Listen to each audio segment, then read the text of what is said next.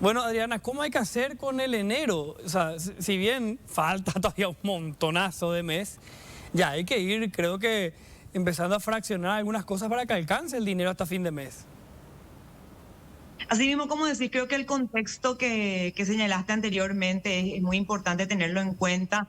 Lo que pasa es que la última vez que cobramos los asalariados fue antes del Año Nuevo, ¿verdad? Antes de la Sí. fiesta de Año Nuevo probablemente. Entonces tenés todo ese fin de semana de los festejos de fin de año, luego ya la siguiente semana tenés los Reyes. Entonces como que una gran porción de ese salario que tenía que alcanzar hasta el siguiente cobro, que va a ser dentro de 20 días recién, pero que se gastan de forma un poco desproporcionada por el tema de las fiestas y el contexto del inicio del año. Estos gastos un poco salidos de la rutina, ¿verdad? Entonces ahora tenemos lo que nos quedó hoy, tenemos que hacer un balance, así, bueno, hoy 11 de enero, ¿cuánta plata tengo y cómo puedo ir dividiendo eso entre las semanas que quedan para llegar a fin de mes? De manera que gastar solo lo necesario, solo lo prioritario y poder, digamos, perjudicar lo menos posible lo que sería nuestro mes de febrero. ¿Y a qué me refiero? Porque también está a decir, bueno, pero todavía le quedan unos fines de semana en enero, queremos de repente salir de paseo, disfrutar un poquitito de estos días de calor. ¿Y cómo hacemos? Porque por un lado decir, bueno, está el consejo de cuidar los gastos, pero por otro lado está también esa necesidad legítima de tener ese esparcimiento, ese disfrute, ¿verdad? De las vacaciones, los chicos todavía están de vacaciones, de repente queremos sacarle a algún lado. Entonces, decir, bueno, por un lado, saber con cuánta plata contamos a la fecha de hoy, estimar, si bien lo ideal sería que podamos llegar a los 20 días, que esa plata la podamos estirar y hacer rendir los 20 días hasta el próximo cobro. Puede ser que en el medio surjan cosas que digamos, que vayan en contra de ese objetivo, como gastos extras que a lo mejor tenemos comprometidos con la familia, como lo que mencionaba antes, o incluso que ya lo que nos queda objetivamente no nos alcanza, ¿verdad? Para llegar hasta fin de mes. Entonces, ¿contra qué vamos a jugar? Y vamos a jugar otra vez contra nuestro salario de febrero, en el sentido de que si hacemos un adelanto de salario, vamos a tener menos plata en febrero. O si hacemos, si usamos la tarjeta de crédito, vamos a tener una cuenta más que pagar en febrero. Y es como que este déficit de enero se va a ir arrastrando a febrero y si dejamos y si permitimos a marzo, abril, inclusive al segundo trimestre del año. Y ahí es cuando empezamos a arrastrar un círculo vicioso de no me alcanza, saqué un adelanto, usé la tarjeta, hice un préstamo y vamos arrastrando y cuando nos damos cuenta estamos otra vez a mitad del 2000, podemos estar ya a mitad de 2023 y ya no era enero el problema, sino que seguimos arrastrando ese déficit financiero que parece que nos cuesta subsanar. Entonces, ¿cómo evitar que eso se extienda demasiado en el tiempo? Si tengo que hacer un adelanto de salario, tratar de hacer lo mínimo posible solo para lo necesario. Si no me queda otra que usar la tarjeta, tratar de usar lo justo y necesario. Hacer un plan para que durante los meses de febrero y marzo ya podamos nuevamente subsanar esas deudas que adquirimos y que a partir por lo menos de abril ya podamos decir, bueno, estamos ya equilibrados, ya cobro mi salario enterito, ya cubro lo que tengo que cubrir y ya cortar ese arrastrar los Claro. desequilibrios con lo que a veces se inicia el año, ¿verdad? Claro, o sea, el problema de enero puede generarte un problema hasta todo el año si venís arrastrando y arrastrando con un préstamo, con tarjetas de crédito. Encima a fin de mes vamos recibiendo cada vez más frecuentemente esos mensajes que te dicen accede a un crédito que cada vez más fácil, ¿verdad? Y es tentador para poder solucionar los problemas que que fue dejando enero. Entonces, el primer paso, digamos, Adriana, para ir ordenando es hacer un control hoy. O sea, hoy es un buen día para sentarte y hacer tus cuentas. ¿Qué te falta pagar? ¿Cuánto dinero te queda? Y hasta dónde puedes llegar para no hipotecar el resto del año. Asimismo, ese sería el primer paso, cuánta plata tengo que tengo pendiente todavía de pago. Y no solamente pendiente de pago, son cuántos días de combustible o pasaje, cuántas idas al súper, cuántos días de, no sé si tengo que apartar para el desayuno o el almuerzo, en el trabajo, lo mismo, ¿sí? Entonces, no, están las cuentas a pagar que son gastos fijos que tengo pendiente, que ya puedo ir cubriendo, que a lo mejor puedo dejar inclusive para pagarlo después de haber cobrado. y sobre todo poder cubrir los gastos básicos, que serían la movilidad y la alimentación por estos 20 días, ¿sí? Si me doy cuenta que no llego, decía, bueno, una opción sería el adelanto de salario. La ventaja que tiene el adelanto de salario es que no es realmente una deuda y no tiene intereses, en el sentido de que es mi plata, yo ya trabajé 15 días y lo que estoy haciendo, estoy cobrando por esos 15 días que ya trabajé y a fin de mes voy a cobrar por los 15 días restantes que quedan por delante. Entonces, esa es la ventaja, no tiene intereses y es mi plata. Me estoy debiendo a mí misma nomás. Pero pasa que a fin de mes voy a recibir menos plata, entonces ahí empieza una cadena que en la quincena de febrero me va a faltar y voy a tener que empezar. Entonces, si bien es, digamos, una opción recurrir al adelanto de salario, tratar de que sea lo mínimo posible. O sea, ¿realmente necesito sacar la mitad de mi salario en adelanto o puedo sacar un 25% de mi salario en adelanto y arreglarme con eso para que a fin de mes no sienta tan pesado ese descuento? Lo mismo si voy a utilizar la tarjeta. Tengo que ir a usar todo lo que tengo disponible en la tarjeta, así nomás, sin pensar, o digo, bueno, hasta tanto voy a gastar de mi tarjeta para cubrir este gasto estrictamente necesario, ¿sí? O que ya está planificado. Y saber que eso lo voy a tener que compensar en febrero sí o sí.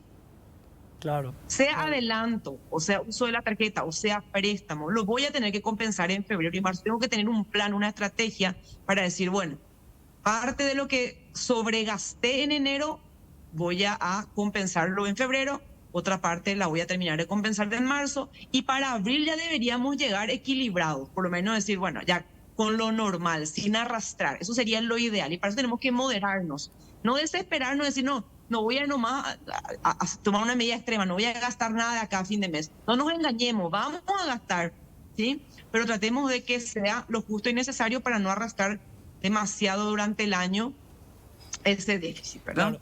Adriana, ¿hay algún qué truco podemos hacer, digamos, para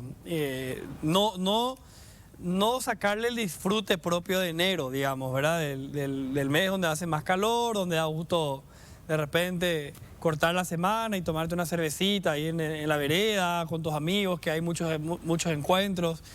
No es posible, por ejemplo, no sé, algunos trucos. Desde ahora, el resto del mes vamos a irnos en colectivo al trabajo, pero los fines de semana vamos a sacar el auto para no sé, para pasearnos, ¿verdad? O ahorrar en comida. Vamos a estar poquito menos en comida para poder comer un asado entre semana de repente en algún momento y gastar un poco más en eso. ¿Es posible hacer eso o es como muy complicado lo que estoy planteando?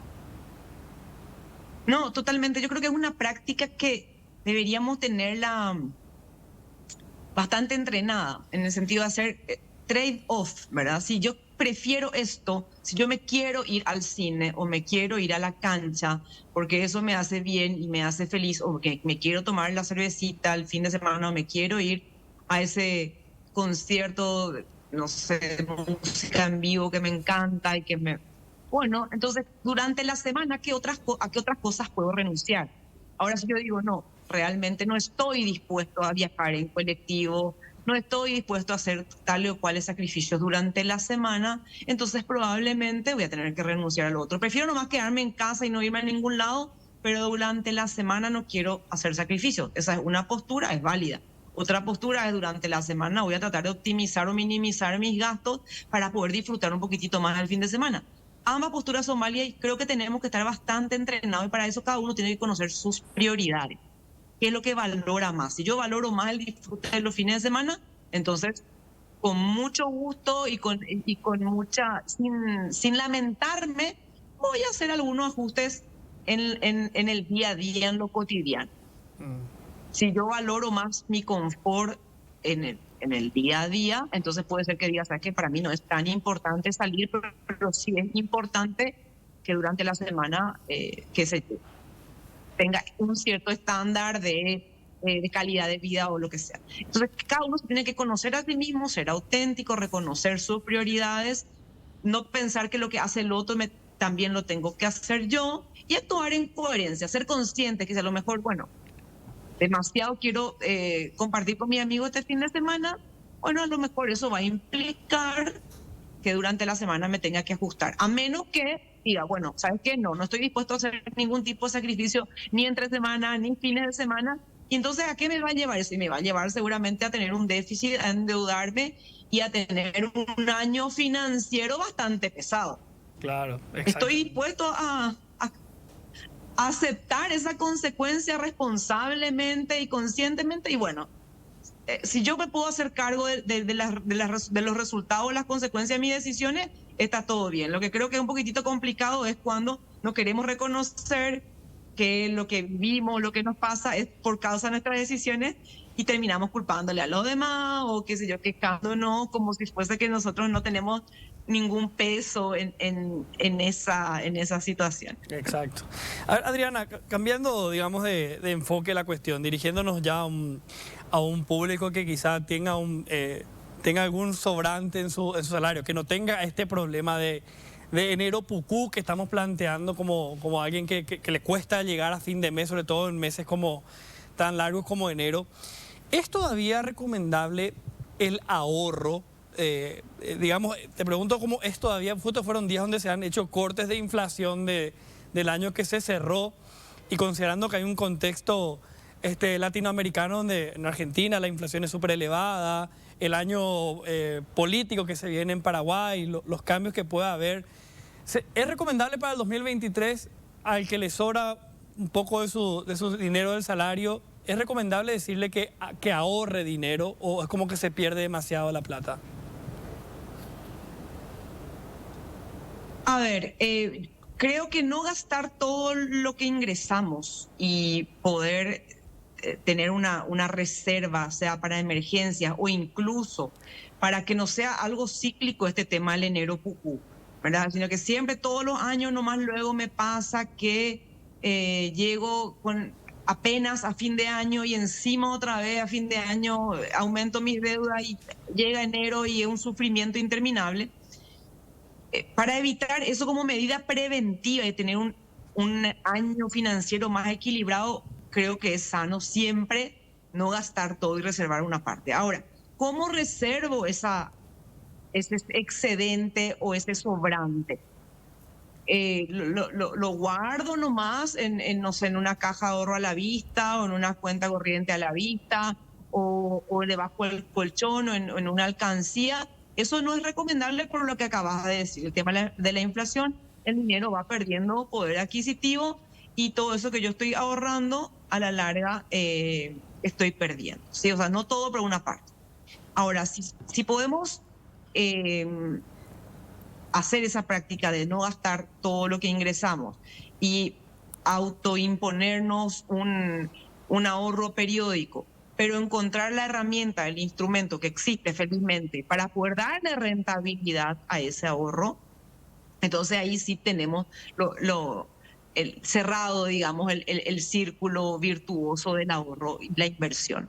Que realmente, si puedo no gastar todo mi sueldo y apartar algo, y además eso que voy apartando lo voy colocando en algo que me genera un porcentaje de rendimiento, de rentabilidad que me compense una parte por lo menos de la inflación, entonces ahí eso es realmente lo recomendable. Voy a llegar a fin de año manteniendo el poder adquisitivo de mi ahorro y además voy a contar con un fondo acumulado que me va a permitir evitar estos malos ratos que de repente se dan en enero o ante algún tipo de emergencia que se presente. Perfecto. Adriana, un gustazo, ¿eh? Muchísimas gracias por este contacto.